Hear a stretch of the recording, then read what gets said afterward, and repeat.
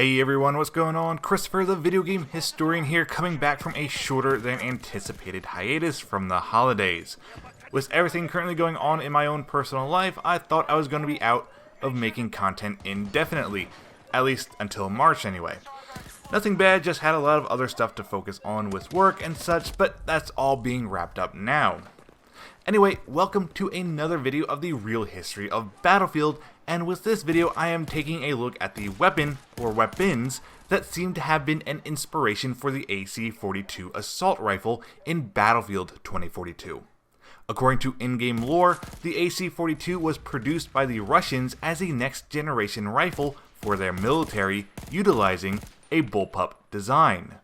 Now in reality, the AC-42 does not exist, unlike the other guns featured in the game, like the M5A3, which is based off the SIG MCX Spear, or the M57 being a Glock 18. There is no real-life counterpart that this rifle is modeled after, which means it is a completely fictitious rifle.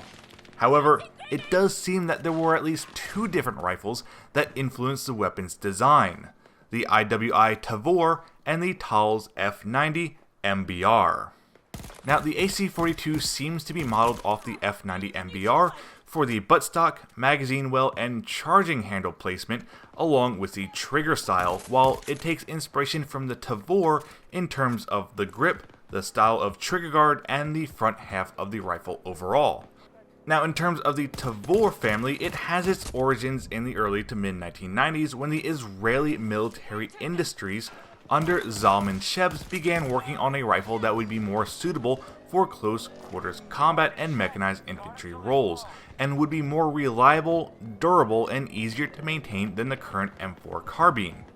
A bullpup design was adopted which would allow the rifle to be better suited in close quarters, while also keeping the ballistics and advantages of a carbine or rifle-length barrel. By 1997, the IDF was given the rifle to test in their trials in their search to replace the M16 and Galil rifles for their military. At this point, the IDF were simply trying to get a feel for the rifle, its ergonomics and functionality, and it would not be until 2000 to 2001 that heavy testing of the Tavor would actually begin. In 2002, the IDF began to equip one company for testing the rifle in the field, and it seemed to have performed exceptionally well, for in 2003 the rifle was officially adopted by the IDF as their new standard issue rifle for their infantry, and was officially designated as the TAR-21. Full production of the rifle would begin quickly, with the first batches being delivered in 2006. Meanwhile, the TAL's F90 MBR seems to have been introduced in 2017, and seems to be an upgrade version of the F90 platform, which in and of itself is an upgraded variant of the F88, which is an Australian licensed copy of the Austrian Steyr AUG. It seems that the F90 has been a standard issue rifle for the Australian Defence Force, and the MBR module bullpup rifle is just the next evolution of that platform. Unlike the F90, the MBR can change barrels, use NATO standard rails, have a grenade launcher attached in moments, and can utilize M16 and M4 style magazines, ensuring the compatibility between allied weaponry. Now, both rifles are gas-operated rotating bolt rifles, chambered in 5.56 by 45 and feeding from a standard 30-round M16 style magazine. They also share similar stats as well, with the F90 MBR having a rate of fire of around 850 rounds per minute, weighing just under 7.5 pounds when empty, and has an overall length of 25.7 inches with a 14-inch barrel.